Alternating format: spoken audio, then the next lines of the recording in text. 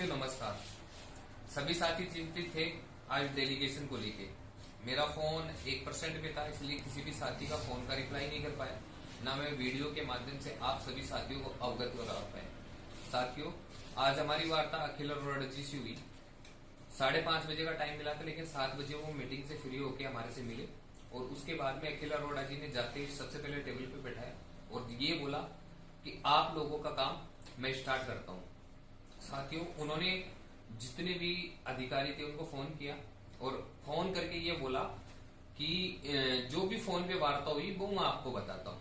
अधिकारी जो फोन पे मौजूद थे उनके हमारे सामने वार्ता हुई और उन्होंने ये बोला कि इन लोगों का सीएम साहब ने ये बोला कि इन लोगों ने कोरोना में बहुत अच्छी सेवाएं दी हैं और जब कोरोना के अंदर जब कोई भी किसी से नहीं मिल रहा था, घर से बाहर नहीं निकल रहे थे, उस टाइम में इन लोगों ने विपरीत परिस्थितियों में राजस्थान सरकार को सेवाएं दी हैं, तो क्यों ना इन लोगों का भला किया जाए।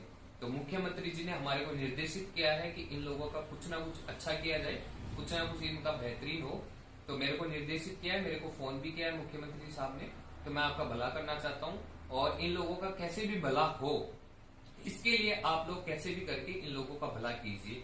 और जो फोन पे थे अधिकारी, उनको बोला है कि कल की तारीख में आप सभी अधिकारी मेरे से आके मिले। और पृथ्वीराज जो हेल्थ सेक्रेटरी हैं बोले छुट्टी पे चल रहे हैं, जैसे ही वो आए तुरंत चिकित्सा विभाग के जितने भी अधिकारी हैं, टोटल तमाम अधिकारी जो स्वास्थ्य विभाग से जुड़े हुए हैं और अपने जो नर्सिंग डिपार्टमेंट से जुड़े हुए हैं, तमाम अधिकारियों की बैठक जल्द से जल्द बैठक ली जाए और जितना जल्दी हो सके इन साथियों का भला करें। और उन्होंने ये तक भी बोला कि बोनस का प्रावधान इन साथियों के लिए नहीं हो सकता, क्योंकि 3 साल कम से कम मैक्सिमम होते हैं, मैक्सिमम 3 साल ऊपर करने वाले के साथियों को बोनस मिलता है। तो बोले इनको बोनस भी नहीं दे सकते हम, तो इनका इस तरह से भला किया जाए कि इन लोगों को एक परमानेंट के रास्ते पे ले जाया जा सके। ऐसा कोई रास्ता क्रिएट करे जिससे कि इन लोगों को एक परमानेंट के रास्ते पे ले जाया सके। तो उन्होंने अधिकारियों को आदेशित किया है कि जल्द से जल्द आप चिकित्सा विभाग की बैठक ले और जितने भी अधिकारी उनको बुलाए और जल्द से जल्द कल की तारीख में मेरे से मिले और जल्द से जल्द पृथ्वीराज जी को आते एक चिकित्सा विभाग की पर्सनल स्पेशल सीएचसी की बैठक ले, जिसमें इन साथियों का भला हो सके। फिर उसके बाद में फोन काटने के बाद में हमारे जो साथी थे, जो डेलीगेशन मौजूद थे, उनसे हमारी वार्ता हुई। तो उन्होंने बोला कि देखो, कोई भी अगर परीक्षा होती है उसके अंदर ऐसा तो है नहीं कि जितने साथी बैठते हैं उन सभी का नंबर आए, परंतु मैं इतना प्रयास करूंगा जिस प्रकार ओपीएस और जिस प्रकार पटवारी और ये जो पंचायत सहायक लगे हुए थे उनको बेहतर से बेहतर देने का प्रयास किया, उसी प्रकार मैं आप सभी साथियों को ज्यादा से ज्यादा मैक्सिमम रोजगार मिले। उन्होंने साथियों ये नहीं बोला कि कितने लोगों को रोजगार मिलेगा, परंतु उन्होंने ये कहा कि मैक्सिमम लोगों को रोजगार मिले। मैं मेरे स्तर से प्रयास करूंगा और कहीं भी अगर त्रुटि होती है तो आप हमें आके अवगत करवाएं, उसमें भी सुधार किया जाएगा। परंतु मेरे स्तर से प्रयास रहेगा कि सबसे ज्यादा से ज्यादा जितने साथियों को रोजगार मिले उतना मैं प्रयास करूंगा।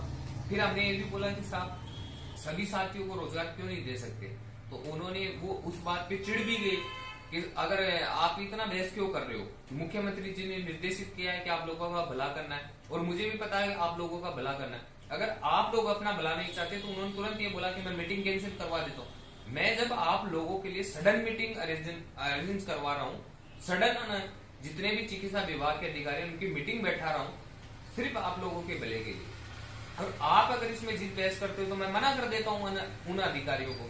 फिर उन्होंने स्पष्ट ये बोला कि जितना मेरे से हो पाएगा, जितना आप लोगों को मैं हेल्प कर पाऊंगा, जितना आपका भला कर पाऊंगा, मैं पूरा प्रयास करूंगा।